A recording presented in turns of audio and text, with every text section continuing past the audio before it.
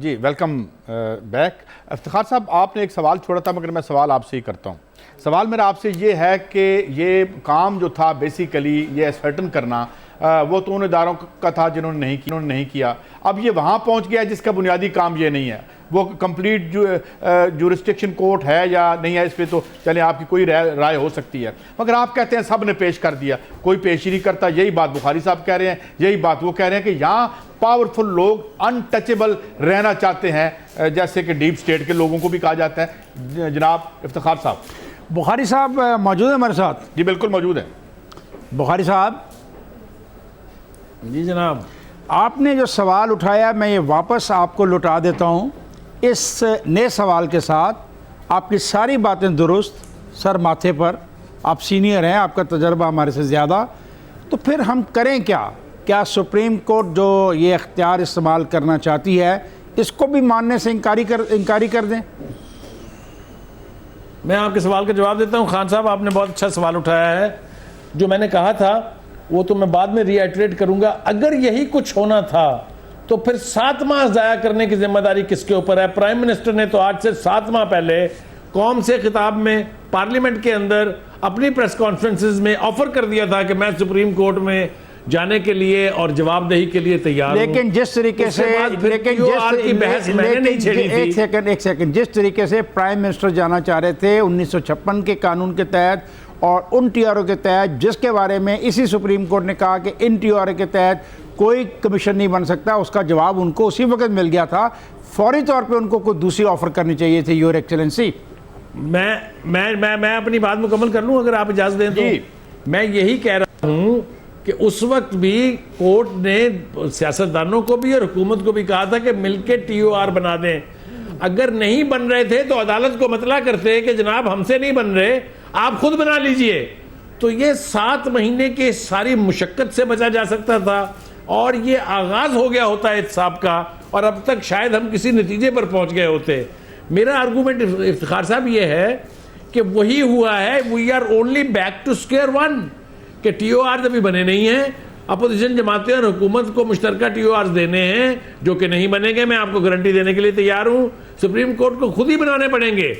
तो ये जो 7 माह का इतना तवील अरसा और जद्दोजहद और ये सरमाया खर्च करके इतने बड़े जलसे हुए हैं, ये चेमानी दारद। मैं ये कह रहा हूं कि मुझे दुख है इस बात का कि हम जहां से 7 महीने पहले चले थे वहीं पर खड़े हैं। आप मुझे जरा इस पर बताइए कि आप मुझसे बात करते हैं। मैं आपके इस दुख और दर्द में बराबर का शरीक हूं, क्योंकि मैंने भी ये 6 महीने दिन रात टेलीविजन की स्क्रीन पर अपनी आंखें जमाए रखी। अच्छा, एक सेकंड यार, हमें बात तो एक तो असल में ये जो माशरा है ना बीच में बात नहीं, एक बात फिर मुझे उधर भी आपसे सवाल करता हूँ। और मेरा तीनों दोस्तों से एक सवाल है, अगर ये मुबैना तौर पर बदयानती हुई है, अगर हुई है मुझे नहीं पता, तो क्या ये इसलिए हुई है कि सवेरे जिसने बदउनवानी की है वो गिरफ्तारी पेश कर दे? क्या बदउनवानी करने वाले हैं रात को उनकी सोते हैं, सुबह काया पलट जाती है कि जनाब हम तो बदल गए, आए हमें अंदर कर दें? बदउनवानी की किसी यानी वाई आर वी, ये तो काम करना है उन इदारों ने, नैब ने या एफबीआर ने, जिसके बारे में इमरान खान ने कहा कि वो महीने का 25 करोड़ बाहर ले जाते हैं। गलत या सही भाई, आप इमरान खान साहब पे पर्चा करवाएं अगर उन्होंने गलत इल्ज़ाम लगाया आप पे। तो ये हम कैसे एक्सपेक्ट कर रहे हैं? इफ्तिखार साहब आप ही बता दें। नहीं, मैं तो जाऊँगा वापस अपने उस्ताद मोहतरम के पास। उस्ताद मोहतरम, आपकी बातें सारी सही, मैं तस्लीम करता हूँ, आपका दुख भी और दर्द भी। अब supreme court day to day hearing करेगी। क्या आपको यकीन है कि supreme court day to day hearing करेगी? जी मुझे बिल्कुल इस बात का यकीन है।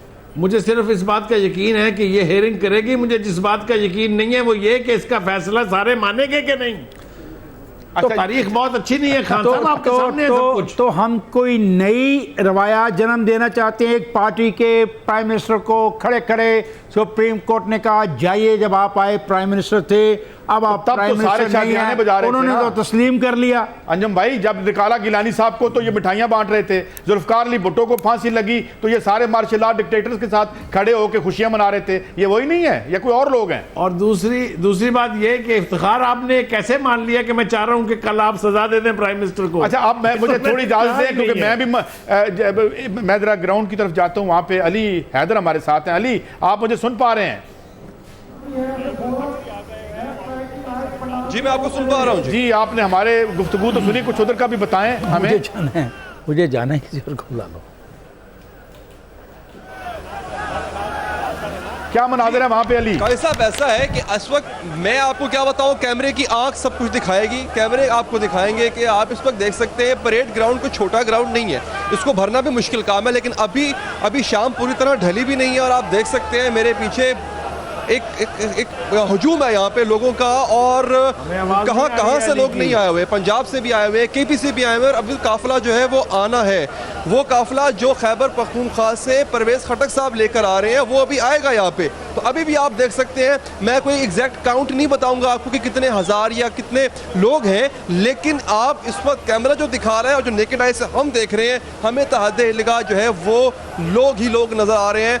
हुआ ये है कि इमरान खान साहब ने जैसा कि एक धरने की, लॉकडाउन की कॉल दी थी, लोगों को चार्ज किया हुआ था, लोग उसी चार्ज मोशन के अंदर इस वक्त पंडाल में दाखिल हो रहे हैं, और उससे ज़्यादा चार्ज वो लोग हैं जो परवेज खटक साहब के साथ हैं। वो लोग वायलेंस भी सहकर आ रहे हैं, तशद्दुद भी सहकर आ रहे हैं, तशद्दुद को सामना भी उन्होंने किया है, तो वो उसी हालत में, उसी मोड के साथ इस्लामाबाद में एंटर होंगे और अपने लीडर को जो है वो यहाँ पर आके और उसका खिताब सुनेंगे। तो अब ये एक बड़ा जलसा होने जा रहा है, तारीखी जलसा होने जा रहा है। हो सकता है 2011 में जो इमरान खान ने जलसा किया था जिससे मीनार पाकिस्तान ग्राउंड को भरा गया था, उससे भी बात आगे निकल जाए। तो इस वक्त आप देख सकते हैं कि यहाँ पे मुझे इंतजामात बिल्कुल मुकम्मल है, और मज़े की बात यह है कि एक दिन की कॉल के दौरान इतने इंतजामात को मुकम्मल करना ये भी बड़ी बात थी। अब एक सवाल ये उठता है कि इमरान खान साहब को जितने लोग चाहिए थे इस्लामाबाद में वो आ चुके हैं, यकीनी तौर पर उनको सुप्रीम कोर्ट पर एतमाद है, लेकिन ये वो चार्ज लोग हैं कि अगर खान साहब चाहें इनका रुख मोड़ना दोबारा इस्लामाबाद की गलियों की तरफ या कॉन्स्टिट्यूशन एवेन्यू की तरफ, तो इनका रुख भी मोड़ सकते हैं। इमरान खान साहब सूरत हाल को यकसर तब्दील भी कर सकते हैं। अली भाई आप तो उनकी कमिटमेंट है इसके साथ, मगर मैं चूंकि इफ्तिखार साहब ने हमें जाना है, मैं चाहता हूँ कि मैं उनका टेक लेके फिर, बिकॉज वो मुझे बता रहे थे is also not feeling well, thank you very much कि इस हालत में आप हमारी नहीं, मगर इफ्तिखार साहब गर्मी बहुत है, एसी कोई नहीं चल रहा, सवाल ये है, नहीं आप वैसे मेरे ख्याल में मुझे बड़ी ठंड लग रही है, पता नहीं वहां तक नहीं आ रही है, प्लीज ये बताएं कि फिर तो एक बेबसी का आलम है। मैं अभी खालिद राजा साहब की तरफ भी जाऊंगा और जनाब बुखारी साहब की तरफ भी जाऊंगा। नहीं, हमें खालिद राजा साहब और बुखारी साहब से ये सोचना चाहिए, देखें, और उनसे पूछना चाहिए, देखो काजी ये आपका भी मुल्क है, ये मेरा भी मुल्क है, ये खालिद राजा का भी मुल्क है, सलीम बुखारी साहब का भी मुल्क है, और अगर एक फैसला हो ही जाए कि जो भी करप्ट हो, मैं ये नहीं कह रहा कि हुक्मरान करप्ट हैं और मियाँ नवाज शरीफ करप्ट है और इमरान खान के साथ खड़े लोग करप्ट हैं, और इमरान खान खुद भी करप्ट है क्योंकि उसकी भी वो क्या है ऑफशोर वो फर्म है। सवाल है कि जो लोग पैसा कमाने को साबित ना कर सकें, खा वो मेरी सतह के हो, खा वो प्राइम मिनिस्टर की सतह के हो, उनको सज़ा मिलनी चाहिए कि पैसा कहाँ से आता है।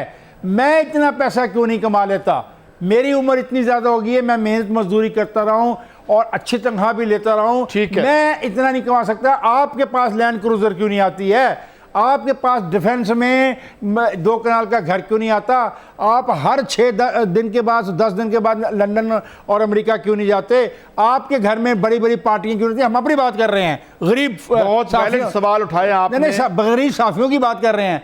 भाई हमें कोई तनख्वाह आती होगी, हमारा कोई बैंक अकाउंट होगा, वो पकड़ लो, देख लो कि वहां से तनख्वाह कहीं और से आ रही है, तो पूछो भाई पैसे कहां से आ रहे हैं। भाई एक तो आप बहुत शुक्रिया आपका, आपने टाइम दिया, और एक मुझे जाना है, बताया जा रहा है खुसूसी ट्रांसमिशन का सिलसिला जारी रखते हैं। अब ये बात करेंगे सबसे पहले अली हैदर, हमारे नुमाइंदे, हमारे एंकर पर्सन इस वक्त मौजूद हैं जलसागाह में, परेड ग्राउंड में, उनके पास चलते हैं और जानते हैं कि वहां पर क्या सूरत हाल है। अली हैदर बताइएगा, कितनी बड़ी तादाद में कारकुनान पहुंच रहे हैं और खिलाड़ियों का जोश और जज्बा आप कैसा देख रहे हैं?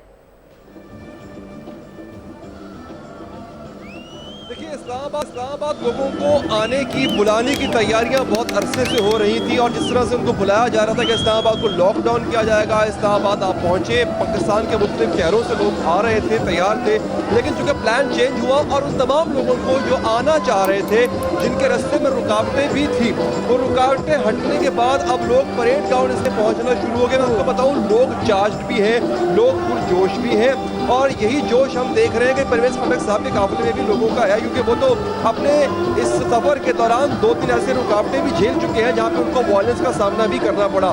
तो इंतहाई एंथुसियास्टिक चार्ज, मगर अब चूंकि उनका एक मकसद, जैसा कि खान साहब ने कहा था कि उनका मकसद तलाशी था, जो पूरा हो गया, तो अब वो इज़हार तशक्कुर के लिए यहाँ पर पहुँचे हैं। यहाँ पर स्टेज सज चुका है पार्टी परचम। आप मेरे पीछे देखें, मेरे शायद अल्फाज की मुझे ज़रूरत न पड़े, कैमरे की आंख आपको खुद दिखाएगी कि तहद्दे निगाह परेड ग्राउंड बहुत बड़ा ग्राउंड है। यहाँ पे हमें लोग ही लोग नजर आ रहे हैं। और आपको ये बताऊँ, अभी परवेज खटक साहब का काफिला आना बाकी है खैबर पख्तूनख्वा से। उनके साथ बहुत ज़्यादा लोग हैं जिनको आप पहले नौशेरा जलसे में देख चुके हैं। अच्छा, एक चीज़ बताऊँ आपको, यहाँ पर मुसलसल 2 हेलीकॉप्टर्स जो है वो होवर कर रहे हैं। तकरीबन कोई 2 घंटे से मुसलसल उनका चक्कर जो है इस पंडाल के इर्द गिर्द लग रहा है। देखने में वो आर्मी हेलीकॉप्टर्स जो है वो कैमोफ्लेज है, आर्मी के जो कैमोफ्लेज होता है उससे, लेकिन हमें बताया गया कि कैबिनेट डिवीजन के अंडर 2 हेलीकॉप्टर्स या 3 हेलीकॉप्टर्स हुआ करते हैं, वो गवर्नमेंट के अंडर होते हैं। तो मुसलसल यहाँ से जो है वो हेलीकॉप्टर्स होवर कर रहे थे। थोड़ी देर पहले ही यहाँ से वो दोबारा थोड़ी देर में यहाँ पे वापस आ जाएंगे और दूरबीनें वो निकाल के जो उसके अंदर लोग हैं वो मुसलसल निगरानी कर रहे हैं यहाँ पे। अली, कल के बाद ये कहा जा रहा था, अली हैदर, कल के बाद ये कहा जा रहा था कि शायद खिलाड़ियों का मोराल डाउन होगा क्योंकि धरना कॉल ऑफ कर दिया था। धरने की तैयारी कर आए थे खिलाड़ी और एहतसाब मांग रहे थे, लेकिन उसके बाद कहा जा रहा था मोराल बहुत लो हो गया है खिलाड़ियों का। क्या वाकई ऐसा है? जो 10 लाख का दावा कर रहे थे खान साहब, वो आपको वहाँ पर दिखाई दे रहा है? अली, देखिए, मैं कोई फिगर कोट यहाँ पर नहीं करूंगा क्योंकि मेरे पास ऐसा कोई मेथड नहीं है कि मैं काउंट कर सकूं। चले नहीं, मोराल तो आपको दिखाई दे रहा होगा ना कि खिलाड़ियों का पुरजोश है, पुरअज़्म है वो। फिर जी एग्जैक्टली मोराल की आपको बात बताऊं। देखिए, मोराल जो है वो इस वजह से इनका डाउन नहीं है क्योंकि ये एक मकसद के लिए इस्लामाबाद आना चाह रहे थे। वो मकसद 2 था। इमरान खान साहब ने जैसे कहा कि या तो इमरान खान साहब या तो वज़ीर आज़म साहब इस्तीफा दें या तलाशी दें। वो अब अपनी जीत की खुशी बना रहे आ रहे हैं, तो उनका मोराल पहले से ज़्यादा बुलंद है क्योंकि जो मकसद उन्होंने हासिल करना था यहाँ पर बैठ के इस्लामाबाद को लॉकडाउन करके, वो मकसद उनके इस तमाम चीज़ें किए बगैर हल हो गया, हासिल हो गया। उनके खान साहब ने कल किए, उनके जो लीडर हैं उन्होंने कल ऐलान कर दिया, तो उनका मोराल पहले से ज़्यादा। देखिए, आप जब कोई मकसद हासिल कर लेते हैं, जब आप जीत जाते हैं तो पहले से ज़्यादा खुशी महसूस करते हैं, पहले से ज़्यादा आप एंथुसियास्टिक होते हैं। तो मैं जब गया, मैं आपकी बात भी करवाऊंगा आपको, मैं थोड़ी देर के बाद अपने नाज़रीन को यहाँ पे जो लोग मौजूद हैं उनके पास लेकर जाऊंगा, उनसे हम खुद बात करेंगे। आपको अंदाजा हो जाएगा कि ये लोग अभी भी कितने पुरजोश हैं। और सबसे बढ़ के ये आज अपनी विक्ट्री सेलिब्रेट करने आए हैं, अपनी जीत का जश्न मनाने आए हैं। तो इनके पास एक वजह भी है जश्न मनाने की। अब तनकीद तो की जा रही है कि जनाब ये कोई विक्ट्री हुई, ये तो पहले भी बात हो रही थी, ठीक है, लेकिन इनके लीडर और ये लोग इसको अपनी जीत समझते हैं और इस जीत को सेलिब्रेट करने के लिए वो यहाँ पर पहुँचे हैं। अब आज देखना यह है कि खान साहब जो है कुछ ऐसे कन्फ्यूजन हैं जो दूर करना बहुत ज़रूरी है। खान साहब का खिताब उतना ही ज़रूरी होगा। वो कन्फ्यूजन इस हवाले से है कि किस तरह से वो ये जो अदालत ने एक प्रपोजल दिया है कि आप अपने TORs बनाएं या फिर हम बनाते हैं। इमरान खान साहब जो अपोजिशन का एक हिस्सा है वो इससे लेके चलना चाहते हैं। वो अदालत पर डिपेंड करेंगे पूरा जिस पर वो बारहा एतमाद का इज़हार कर चुके हैं, या फिर वो एक दफ़ा फिर दोबारा जो एक सिलसिला है निगोशिएशन का, TORs के ऊपर मामला तय करने का, उसको शुरू करने का ऐलान करते हैं। तो यहाँ पे जो लोग मौजूद हैं उससे जब हमारी बात हुई, उनको इस बात का इंतज़ार है कि तलाशी की बात तो हो गई, अब तलाशी का अमल शुरू किस तरह किया जाएगा, ये आज खान साहब के खिताब में बहुत ज़रूरी है, ये ऐलान होना चाहिए। अच्छा, अली हैदर हमारे साथ रहेगा, आपकी जान दोबारा भी बढ़ेंगे। मेरे साथ स्टूडियो में सईद कायद साहब भी मौजूद हैं। सईद कायद साहब, आपको लग रहा है कि जो तहफ़्फ़ुज़ात की बात की अली ने भी और कारकुनान जो हैं, वो जो खिलाड़ी हैं, वो एक्सपेक्ट कर रहे हैं कि अब एहतसाब आखिरकार होगा कैसे, क्योंकि चलें धरने की तो कॉल ऑफ कर दी है, तो आप समझ रहे हैं वो तहफ़्फ़ुज़ात दूर कर देंगे आज खान साहब? देखिए, तहफ़्फ़ुज़ात खान साहब तो दूर करेंगे, वो तो अपने तय जो भी बात करें, मगर अभी जिस तरह डॉक्टर खालिद रांझा साहब से हमारी बात हो रही थी, अभी हमारे साथ सलीम बुखारी साहब भी बैठे हैं और पहले इफ्तिखार अहमद भी थे। हम यही बात कर रहे थे कि क्या एक्सपेक्ट करें, इदारों की क्या उनकी अपनी हदूद व क़यूद क्या हैं, उनके इख्तियारात क्या हैं, मुख्तलिफ मुतज़ाद आरा आ रही हैं। अब मामला तो इमरान खान साहब के हाथ में है ना प्राइम मिनिस्टर साहब के हाथ में है, अब तो मामला सुप्रीम कोर्ट के हाथ में है। और एक राय ये है कि उनके पास ऐसी रेमेडी नहीं है कि ज़ाहिर है जो इन्वेस्टिगेशन है वो तो सुप्रीम कोर्ट का काम नहीं है, जिनका काम था उसके बारे में सुप्रीम कोर्ट कह चुकी है कि वो इन्वेस्टिगेशन नहीं करते। FIA ने अपना बयान दिया है कि वो सियासतदानों को पकड़ धकड़ का उसको इख्तियार नहीं है, वो सरकारी मुलाजमों को देख सकती है। नैब जो है इससे पहले पब्लिक अकाउंट्स कमेटी में अपने इज्जत का इजहार कर रही है। SCCP के बारे में आप जानते हैं, वो भी वहाँ मौजूद थी, उन्होंने कहा हम कुछ नहीं कर सकते। इस तरीके से जो FBR है जिसने बताना था उसके बारे में इमरान खान ने जैसी बात कह दी कि अब हम बात क्या करेंगे, वो तो 25 करोड़ रुपया माहाना मुबैना तौर पर इमरान खान साहब के मुताबिक दुबई शिफ्ट करते हैं। दुबई वैसे और भी बड़ा सिलसिला है माशाल्लाह जो रियल स्टेट प्रॉपर्टी है। तो ये इश्यूज़ हैं। तो मेरे ख्याल में आवाम देखेंगे, मीडिया जो है वो आप देख लें जिस तरह अनलीश हुआ है, और जो डे टू डे यहाँ पे हेयरिंग होगी बहुत सी बातें सामने आएंगी और ये बातें आवाम के सामने होंगी। और कुछ हो ना हो, मेरे नज़दीक ये ऐद एक एक्सपोजर्स का ऐद है, चीज़ों के अया होने का ऐद है, उनके लेबेयर होने का ऐद है। कम से कम आवाम देख सकेंगे कौन सा इदारा क्या है और वो क्या सलूक करते हैं इस मुल्क के अवाम से, जो इस मुल्क के 70-80% असल टैक्स तो अवाम देते हैं ना। ये जो आप विद होल्डिंग टैक्स लेते हैं तो उनके पैसे के साथ खिलवाड़ कैसे होता है, अगर खिलवाड़ हो तो इदारे उसको कैसे उसको रिएक्ट करते हैं। अच्छा, अली हैदर अवाम के दरमियान ही मौजूद है। अली हैदर, लोगों की क्या राय है इस बारे में, वो क्या एक्सपेक्टेशंस रख रहे हैं अभी इस फैसले के मुताल्लिक कि आया ये फैसला जल्द अज जल्द आ जाएगा, एहतसाब जल्दी होता उन्हें दिखाई दे रहा है, या उनकी एक्सपेक्टेशंस कुछ और है? बहुत कुछ लोगों को अभी बहुत कुछ एक्सप्लेन किया जाना बहुत ज़रूरी है। हाँ, जैसा कि मैंने पहले कहा कि लोग एक और मूड में आए थे, बड़ा अग्रेसिव मूड था। इस्लामाबाद लॉकडाउन कर देंगे और उस लॉकडाउन करने से वज़ीर आज़म साहब का इस्तीफा एक्सपेक्ट किया जा रहा था, गवर्नमेंट का बिल्कुल जो है वो फेल हो जाना या होल्ड हो जाना एक्सपेक्ट किया जा रहा था कि खान साहब जो भी हो वो कभी कभी एक काम जरूर कर जाते हैं, जो खिताबत में ऐसे नारे लगा देते हैं, ऐसे टारगेट्स दे देते हैं आवाम को जो कभी कभी नॉन प्रैक्टिकल और अनरियलिस्टिक होते हैं, लेकिन आवाम उसको बाय करती है। अब हुआ यही कि यहाँ पर लोगों ने जो टारगेट रखा हुआ था वो बहुत ऊपर का था कि उनका इस्लामाबाद लॉकडाउन करना एकदम सिस्टम को तब्दील करके रख देगा।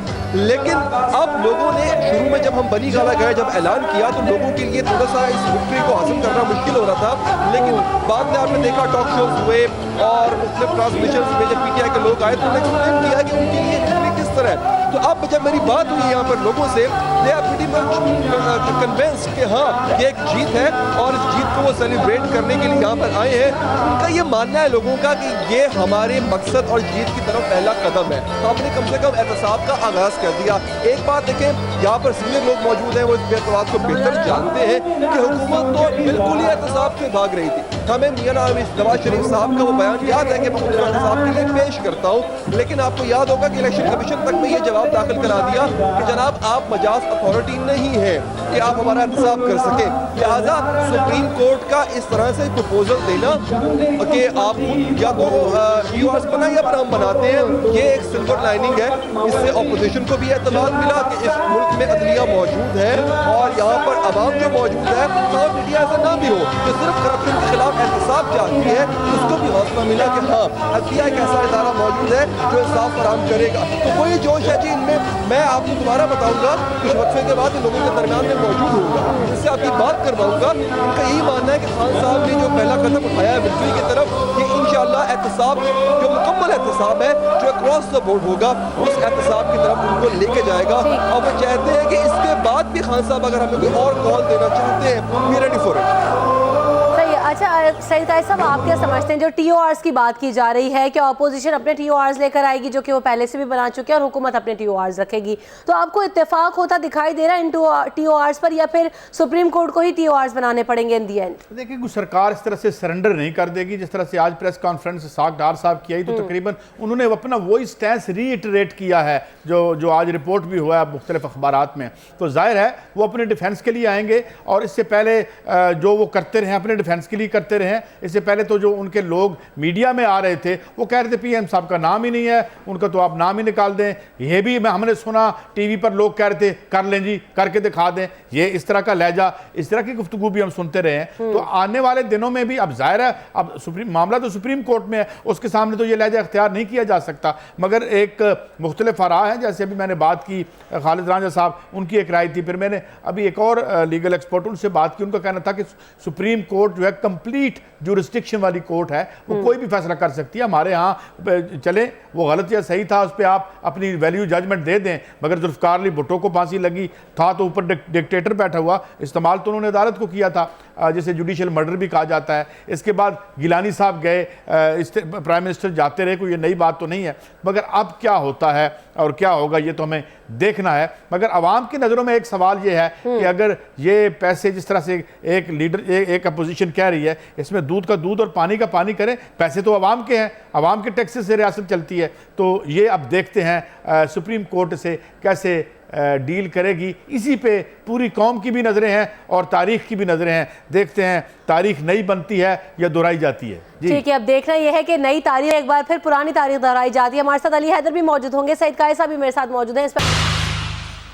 स्पेशल ट्रांसमिशन में एक बार फिर कहेंगे खुशामदीद। जाने से पहले सईद कायद साहब, आपने एक फ़िक्रा कहा कि नई तारीख बनती है या दोहराई जाती है, तो आप समझते हैं कि क्या टाइम फ्रेम होगा एहतसाब के लिए वज़ीर आज़म नवाज शरीफ, और मोरल ग्राउंड्स पर क्या वज़ीर आज़म नवाज शरीफ को, क्योंकि अदालत ने जैसे उनको कह दिया है कि भाई आप अपने आप को एहतसाब के लिए पेश करें, तो वो अक्यूज़ड है, तो रिज़ाइन नहीं कर देना चाहिए मॉरली में? बिल्कुल, आमतौर पर तो आप अगर देखें वेस्ट में तो यही मिसालें मिलती हैं, और आम जब इस तरह के इल्ज़ामात लग जाएं तो अपने आप को ओहदों से लोग अलहदा कर लेते हैं जब तक एक तफ्तीश मुकम्मल नहीं हो जाती। आइसलैंड में आपने ये देखा, यही सिलसिला शायद होता इंग्लैंड में भी, मगर फौरी तौर पर डेविड कैमरून ने अपनी वजाहत कर दी और अपने पेपर्स पेश कर दिए, जिसके बाद ज़ाहिर है उनको उनकी बात मान ली गई वहाँ पर, तो कोई ऐसी नौबत नहीं आई। मगर आमतौर पर तो होता ही है, अलहदा कर देना चाहिए। मगर फिर सिलसिला ये है कि यहाँ कौन इक़्तिदार से अपने आप को अलहदा करता है, यहाँ पर तो ऐसी कोई रवायत मौजूद नहीं है। इसलिए मेरे ख्याल में असूली तौर पर देखा जाए तो बात आपकी ठीक नज़र आती है, मगर अमली तौर पर ऐसा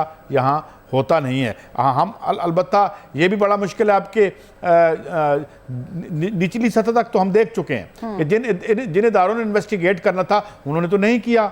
अब ना उनको एग्जानोरेट किया, ना उनको फ्रेम किया। अब अदालत का तो ये काम है नहीं कि वो फ्रेम करे या इन्वेस्टिगेट करे, वो तो एक बड़ा फोरम है एडुकेट करने का या इंसाफ करने का। मगर अब क्या होता है, ये एक गैर मामूली सूरत हाल है जिसमें टाइम फ्रेम क्या लगता है आपको कायद साहब, आपके मुताबिक? टाइम फ्रेम तो वो कह रहे हैं हम डेली करेंगे, वो तो कह रहे हैं हम हर रोज। फैसला आता आपको कब तक दिखाई दे रहा है? ये तो खैर कहना मुश्किल है, लेकिन इसमें जो प्रैक्टिकल प्रॉब्लम्स आएंगी, और अब देखें ना आज दोनों तरफ टीमें बैठी हुई हैं, इमरान की टीम भी अभी थोड़ी देर। अच्छा कायद साहब, हम अपने नाज़रीन को ज़रा मनाजिर दिखाएं कि जिस वक्त इमरान खान का काफिला रवाना हो चुका है और आपको ये मनाजिर दिखा रहे हैं। इमरान खान अपनी गाड़ी में सवार हैं और कुछ ही देर में वो पहुँचेंगे परेड ग्राउंड, जहाँ पर उन्होंने जलसे आम से खिताब भी करना है। और आपको बताएं कि इमरान खान का काफिला निकला है बनी गाला से, और इमरान खान के हमरा पाकिस्तान तहरीक इंसाफ की मरकजी क़यादत भी मौजूद है।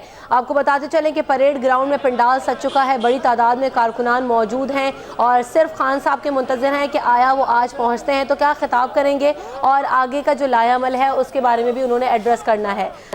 कायद साहब, अब जिस तरह से कारकुनान भी वेट कर रहे हैं, आगे का लायामल क्या होगा? इमरान खान साहब ने भी कहा कि अब मैं आइंदा आने वाले दिनों में ऐलान करूंगा, हो सकता है कि वो आज कुछ अहम ऐलान भी करें।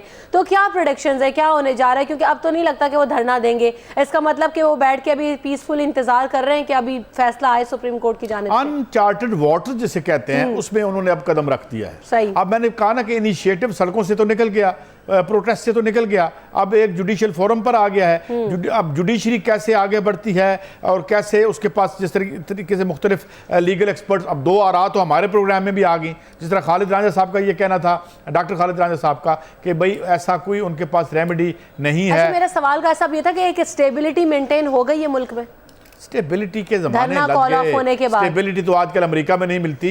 अभी हिलरी क्लिंटन का नहीं पता, नई ट्रोव निकल आई है, उनके खिलाफ तफ्तीश होती है या नहीं होती। वर्ल्ड रूलिंग क्लास हो, पाकिस्तान की रूलिंग क्लास हो, सारे खैर से बंद गली में खड़े हैं और रास्ते तलाश कर रहे हैं। निज़ामाती फेलियर है हर जगह पे, सिस्टमिक फेलियर है। और अगर देखें ग्रोथ रेट गिरे हुए हैं, नए रिसेशन की आमद है, रूलिंग एलीट 2-2 धड़ों में बटी हर जगह लड़ रही है। तो स्टेबिलिटी का ज़माना तो खैर अभी आप भूल जाएं। अभी तो मुझे लगता है कि हम अगेन एक आलमी तौर पर भी हम इसी तरह की दुनिया में हैं, और आगे ये कहाँ तक सिलसिला चलता है, क्योंकि आप देखें तो तहरीकें बन रही हैं। ये भी एक तहरीक का ही मुझे पेश खैमा नज़र आता है। इमरान खान से आप इख्तलाफ कर लें, मुमकिन है तहरीक के इब्तिदा में हो, मगर तहरीकें बन रही हैं।